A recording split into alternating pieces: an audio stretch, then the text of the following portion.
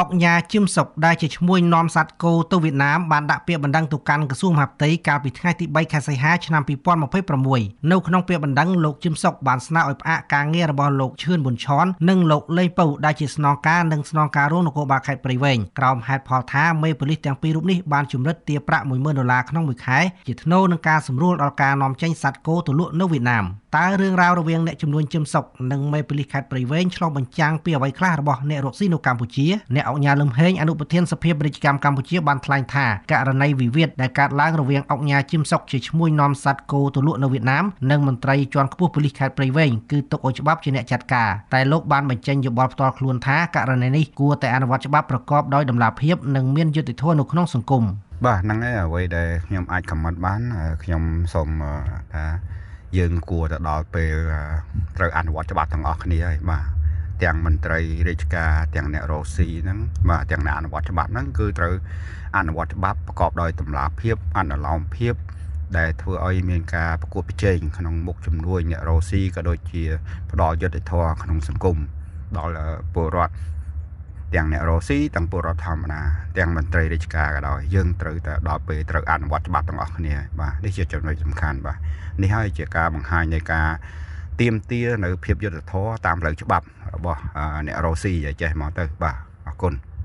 នៅក្នុងពាក្យបណ្ដឹងដាក់ទៅកាន់ក្រសួងមហាផ្ទៃនៅថ្ងៃទី3ខែសីហាអុកញ៉ាជឹមសុកបានអះអាងថាការធ្វើអាជីវកម្មនាំសัตว์គោទៅលក់នៅវៀតណាមដែលលោកបានចាប់ផ្ដើមកាលពីឆ្នាំ2002គឺលោកបានផ្ដល់កម្រៃជាទឹកចិត្តតិចតួចជូនអាជ្ញាធរនិងសមត្ថកិច្ចពាក់ព័ន្ធក្នុងទំហំជាក់ស្ដែងការនេះបានធ្វើឲ្យអាជ្ញាធរទាំងនោះបង្កភាពងាយស្រួលឲ្យលោកនាំសัตว์គោទៅលក់នៅវៀតណាមតាមអុកញ៉ាជឹមសុកចាប់ពីឆ្នាំ2023មកឧត្តមសេនីយ៍តូឈឿនប៊ុនឆនស្នងការនគរបាលខេត្តព្រៃវែងបានតម្រូវឲ្យក្រុមហ៊ុនរបស់លោកបង់ប្រាក់ចំនួន$10000រៀងរាល់ខែនៅដើមខែតាមរយៈលោកលេងពៅដែលជាស្នងការរងទទួលបន្ទុកសេនាធិការតែដោយសារក្រុមហ៊ុនជួបវិបត្តិហិរញ្ញវត្ថុលោកបានស្នើសុំលោកឈឿនប៊ុនឆនបង់ប្រាក់$10000នៅចុងខែនីមួយៗវិញតែលោកឈឿនប៊ុនឆនមិនព្រមនិងបានប្រើប្រាស់កម្លាំងបង្កការរំខានដល់អាជីវកម្មនាំគោក្របីនិងស្រូវទៅលក់នៅវៀតណាមទោះជាយ៉ាងណានៅមិនទាន់មានការឆ្លើយបំភ្លឺពីលោកឈឿនប៊ុនឆននៅឡើយទេលោកអោកស្រីសុភ័ក្រទីប្រឹក្សាឯករាជ្យផ្នែកអភិបាលកិច្ចល្អបានកត់សម្គាល់ថាករណីចោទប្រកាន់ពីការជំរិតទារប្រាក់អ្នករកស៊ីខ្លះនៅកម្ពុជាមិនមែនជារឿងថ្មី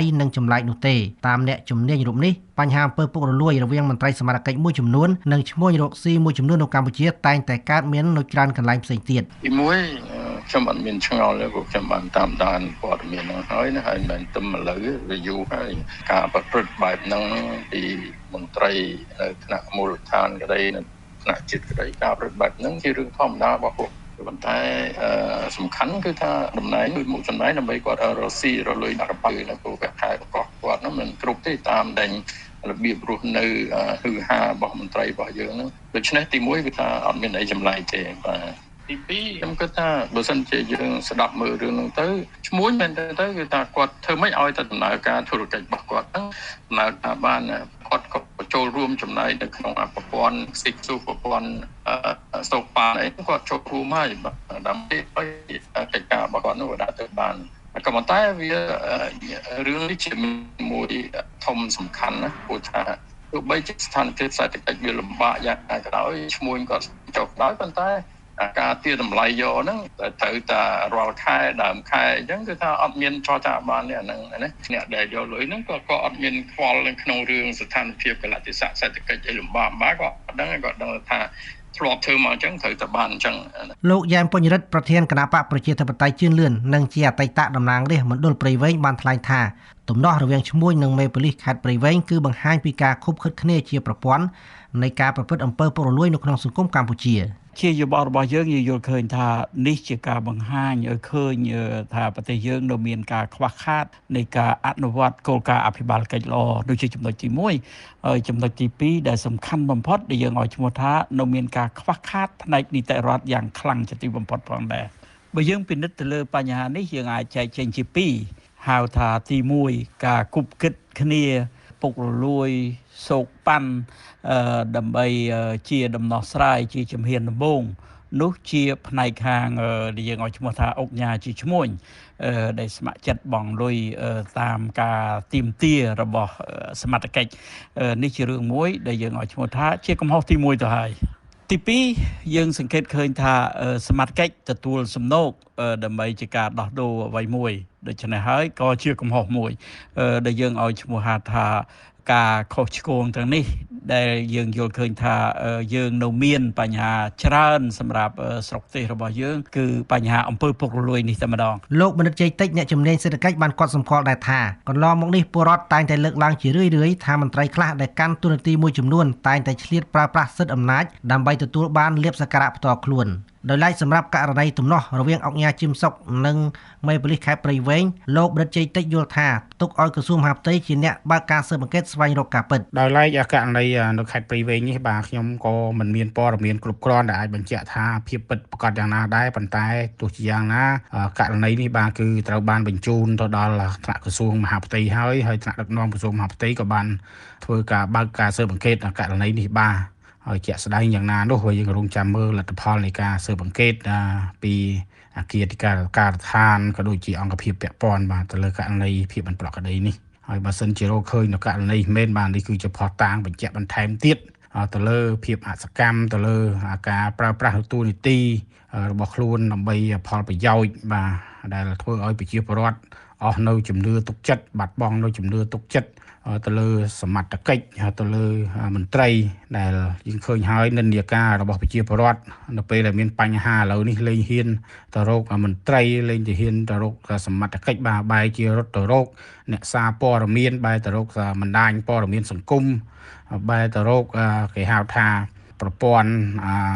ថ្នាក់ដឹកនាំបាទទៅថ្នាក់ដឹកនាំសុំអន្តរាគមន៍ជាដើមទៅវិញបាទលោកទូចសុខៈអ្នកនាំពាក្យរងក្រសួងមហាផ្ទៃបានប្រាប់វិទ្យុបារាំងអន្តរជាតិ FE កាលពីថ្ងៃទី3ខែសីហាថាក្រសួងបានទទួលពាក្យបណ្ដឹងរួចហើយនិងបាននឹងកំពុងពិនិត្យចំពោះសុក្រិតភាពនៃពាក្យបណ្ដឹងរបស់លោកអុកញ៉ាជឹមសុកដែលបានប្តឹងស្នងការនិងស្នងការរងនគរបាលខេត្តព្រៃវែងតាមលោកទូចសុខៈមន្ត្រីជំនាញនឹងធ្វើការជាមួយភាគីពាក់ព័ន្ធដើម្បីឲ្យស្របតាមនីតិវិធីច្បាប់ចំពោះបណ្ដឹងមួយនេះទោះជាយ៉ាងណាក៏ដោយលោកអុកសេរីសុភ័ក្រយល់ថាប្រសិនបើមានការខុបខិតគ្នាប្រព្រឹត្តអំពើពុករលួយរវាងសមាជិករហូតដល់ថ្នាក់មូលដ្ឋាននៅឈ្មោះរកស៊ីផងនោះគឺនឹងធ្វើឲ្យប៉ះពាល់ទៅដល់កិច្ចខិតខំប្រឹងប្រែងរបស់រដ្ឋាភិបាលក្នុងការទាក់ទាញវិនិយោគិនពីបរទេសឲ្យមករកស៊ីនៅកម្ពុជាចំពោះភាពប្រអត់មានឆ្ងល់ទេខ្ញុំទាំងគេណាចំពោះអ្នករស់ស៊ីគឺថាគាត់កាន់តែតឹងតែងទៅពួកបរិយាកាសសេដ្ឋកិច្ចវាមិនអំណោយផលដូចមុនប្រហែលទេណាដូច្នេះហើយតែការពីមុនមកដោយសារវាទលាយអីទៅគាត់ចេះប្រឹងបិទមាត់ណាបើអត់និយាយអត់ស្ដីប៉ុន្តែឥឡូវទៅគឺថាគាត់រឹតខ្សែក្រវ៉ាត់ដែរប៉ុន្តែមួយខាងទៀតអត់មានរឹតសោះ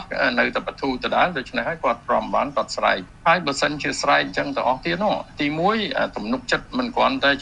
ប្រជាពលរដ្ឋមួយរាជរដ្ឋាភិបាលគឺខឿនសេដ្ឋកិច្ចហ្នឹងអ្នករស់ស៊ីជាមួយរាជរដ្ឋាភិបាលអស់ជំនឿឡើងមានជំនឿហើយនៅក្នុងហ្នឹងពួកគាត់អ្នករស់ស៊ីហ្នឹងគាត់មិនមែនរស់ស៊ីតែក្នុងស្រុកណាគាត់នាំចេញទៅគាត់មានទំនាក់ទំនងអន្តរជាតិគាត់មានទំនាក់ទំនងនៅតំបន់ហើយរឿងអញ្ចឹងបើផ្សព្វផ្សាយចេញទៅគឺថាអ្នករស់ស៊ីពីក្រៅមកគាត់ថាងាប់ណាសំបីតាគ្នាគេធ្វើស៊ីដែរតែមកឯងរស់ស៊ីទៅក្រៅនោះវាមិនទៅមិនងាប់ហើយអាហ្នឹងដូច្នេះទំនុកចិត្តរវាងអ្នករស់ស៊ី